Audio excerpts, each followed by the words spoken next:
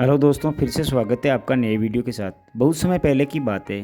कांतिनगर राज्य में बलराम नामक हीरों का व्यापारी रहता था। हीरों तथा दूसरे रत्नों का अच्छा पारखी होने के कारण उसने अपने व्यवहार में खूब तरक्की की। राज्य के अनेक उचित अधिकारियों से उसकी जान पहचान थी।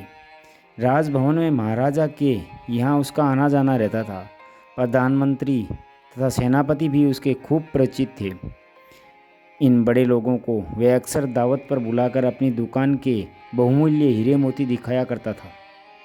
एक बार बलराम व्यापार के सिलसिले में विदेश गया। वापसी पर वह बहुत से माणिक, हीरे मोती अलावा एक मनोहर चमकीला वह दुर्लभ कीमती हीरा लाया। इस हीरो को उसने राजा, प्रधानमंत्री और सेनापति के सामने प्रदर्शित किया। परिणामित राजा, प्रधानमंत्री और सेनापति तीनों का मन उस हीरे को ललचा गया। राजा ने बलराम को बुलाकर कहा, बलराम, तुम विदेश से जो कीमती हीरा लाए हो वह हमें मिलना चाहिए। बदले में हम तुम्हारा पूरे वर्ष का कर माफ़ कर देंगे। हमें उस हीरे से जड़ी अंगूठी चाहिए। उन्हीं दिनों प्रधानमंत्री ने भी बलराम को अपने पास बुलाकर डराया, देखो, अगर तुमको इस राज्य में ठीक ढंग से अपना व्यवहार करना है तो वह दुर्लभ हीरा अंगूठी में जड़कर हमें दे दो। वह हीरा हमारे अलावा और किसी को नहीं मिलना चाहिए। ऐसी ही धमकी भरी मांग उसके सामने सेनापति ने रखी और कहा कि हीरा उसी को दिया जाए। व्यापारी बलराम में पड़ गया। उक्त वो तीनों में से किसी एक को भी नाराज़ नहीं करना चाहता था। अतः उसने तीनों के पास अलग अलग जाकर प्रार्थना की कि वे उस दुर्लभ हीरे के स्थान पर कोई दूसरा हीरा ले लें। लेकिन तीनों ही अपनी बात पर अड़े रहे। बलराम ने राजा की मांग के बारे में प्रधानमंत्री और सेनापति को बता दिया।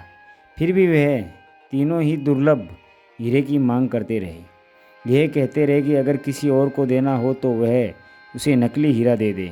बलराम असमझ में था, भय की स्थिति में आ गया। किसी एक की असली और दूसरे को नकली हीरा देना एक नया खतरा मोल लेना था। अतः उसने हीरों के पारखी अपने एक मित्र योगेंद्र नाथ से मिलकर उसकी राह से एक युक्ति निकाली।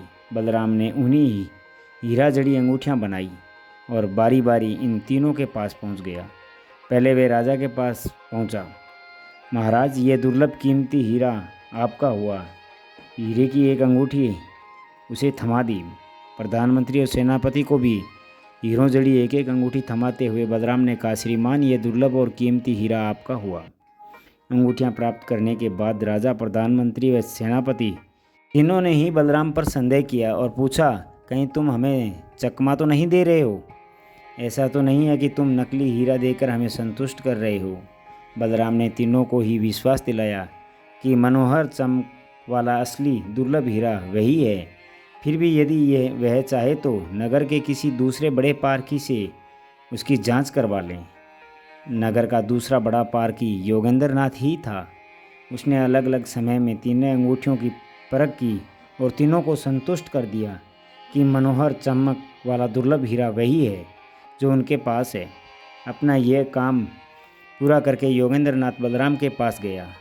उसने देखा कि बलराम अपनी दुकान और मकान का सारा सामान बांध कर कहीं और जाने की तैयारी कर रहा था। योगेंद्र नाथ ने उसे कहा, भाई, अपनी योजना के अनुसार राजा, प्रधानमंत्री तथा सेनापति तीनों की अंगूठियों में जड़े हीरों को परख करके मैंने उन्हें पूरा संतुष्ट कर दिया है। अब तुम्हें भी अपने दिमाग से तनाव और भय को निकाल देना चाहिए। बलराम बोला, मेरे मित्र, तुमने सचमुच मुझे एक संकट से उबार लिया है। अब मैं जीवन भर तुम्हारा आभारी रहूँगा। लेकिन बलराम, ऐसा लगता है कि तुम तो ये शहर छोड़कर कहीं जा रहे हो। तब तुम्हारा संकट टल गया है तो फिर शहर छोड़कर जाने का क्या ज़रूरत है? योगेंद्र नाथ ने पूछा। बलराम बोला, भाई, मेरे असली संकट की घड़ी तो अब आने वाली है। जिस राज्य में राजा, प्रधानमंत्री और सेनापति में परस्पर ऐसी होड़ और प्रतिद्वंद्विता हो, वहाँ किसी दिन मुसीबत पैदा हो सकती है। यह कोई नई बात कह सकता है? वह दिन आने से पहले ही यहाँ से निकल जाना बेहतर होता है। इतना कहकर उसने अपने मित्र से विदा ली और अपने माल असबला के साथ गाड़ी में बैठकर रवाना हो गया। अज्ञात नगर में जाकर के बस गया। तो दोस्तों, हमें भी ऐसे लालची और होड़ वालों से दूर रहना चाहिए। तो दोस्तों मिलते हैं अगले वीडियो में, तब तक अपना ख्याल रखना, मुस्कुराते रहना। धन्यवाद।